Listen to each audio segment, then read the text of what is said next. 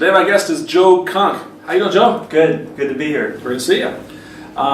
You wrote an article recently for is it Visual Studio Magazine. I think you write a twice a month column. Is that right? I write the On VB column for about a year and a half now.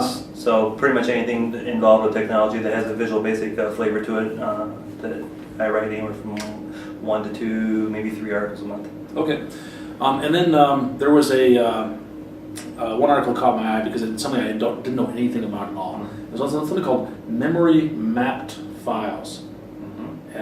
Help me out here. What is a memory map file? Okay. Well, memory map files is something that's brand new in .NET 4.0. The technology itself has been around for a very, very long time, and a lot of other languages, C# or C++, for example, has had access to memory map files for quite some time. And it was just something that was missing in .NET as a framework, and so in 4.0 they made sure to include it. And to some degree, it's a little bit of a catch-up feature. It's like everybody else has it, we should have it too. Okay. It makes interfacing to memory map files, which were always there under Win32, it makes the interfacing to them much easier because now it's a native code interface as opposed to a p-invoke. But basically, what memory map files are is memory map files have essentially 2 modes.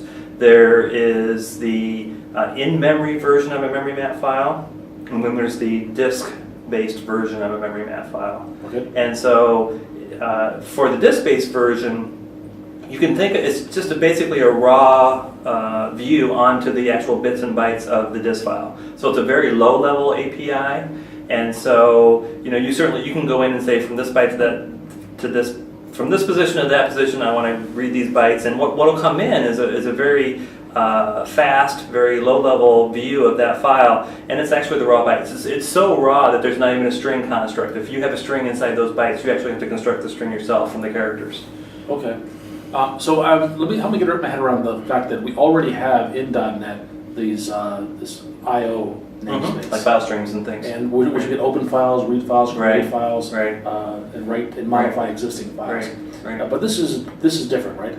Right. The difference is that it's really meant to provide compatibility with the memory map version side of it. So let's talk about the memory side of it for a moment. Okay. I think that's where the really compelling story for memory map files is in the memory side.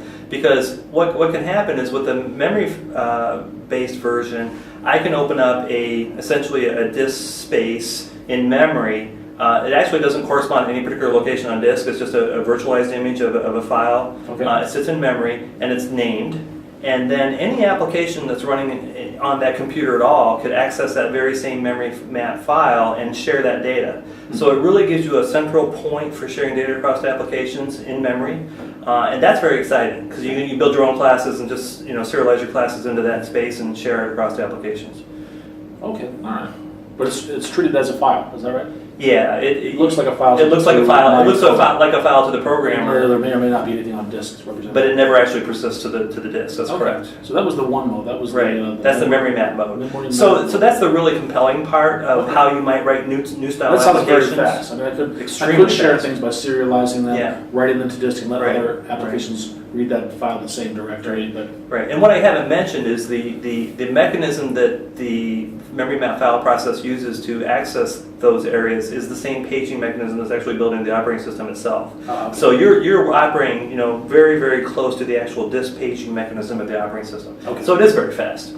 A raw file stream can read a little bit faster than memory map file because there is a little bit of overhead in the memory map file process, but it's very, very close. Okay.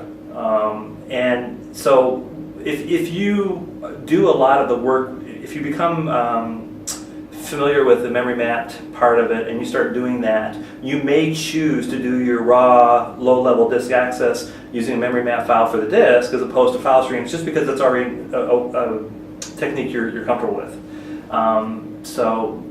But to go into memory map files and say, I'm going to do this over file streams because it's inherently better, I don't think that's a valid statement. It's really there for compatibility, and it's there to be compatible with the languages that already have it and to be compatible with the memory side of the coding of it. Okay, so you described in some detail the memory mapped mode or version of this. And the other version is what? Well, there's like a disk mode where you're actually touching the disk and reading and writing files from the disk. And then there's the memory side of it, where it's the virtual disk file, if you will, that we talked about. Okay.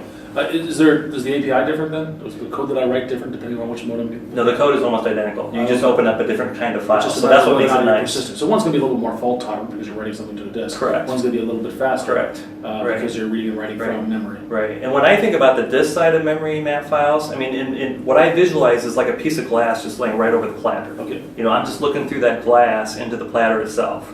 And so, you know, with a memory map file, I can't say insert a word and then have all the contents flow to make the room. That doesn't happen. I'm literally working with the bits and bytes at certain locations. Okay, so I have to have knowledge. I have to have knowledge of what those bytes are. I have Yeah, to know yeah, if I'm going to replace a Right. word, for example, Right. in a word processing document, I need to know where that word starts. And you potentially would have to move the entire rest of the file up to close up any gaps. If I'm replacing something or inserting something, Yeah. then I have to do that stuff myself. Which Right. Which, you know, Word naturally takes care So of. maybe that's probably not a good application for it. That would not be a good use case for that. Right. What's the best use case for it? Well, the one place where I've used it, I did some work as a consultant with the Library of Congress, and we indexed a lot of data, and it was read-only data. It's, you know, legal documents, laws, and so the memory map file was a great way to just suck that data in and work with it very fast. Okay. All right. Sounds excellent. Okay. Joe Kunk, thank you very much for your time. Thank you.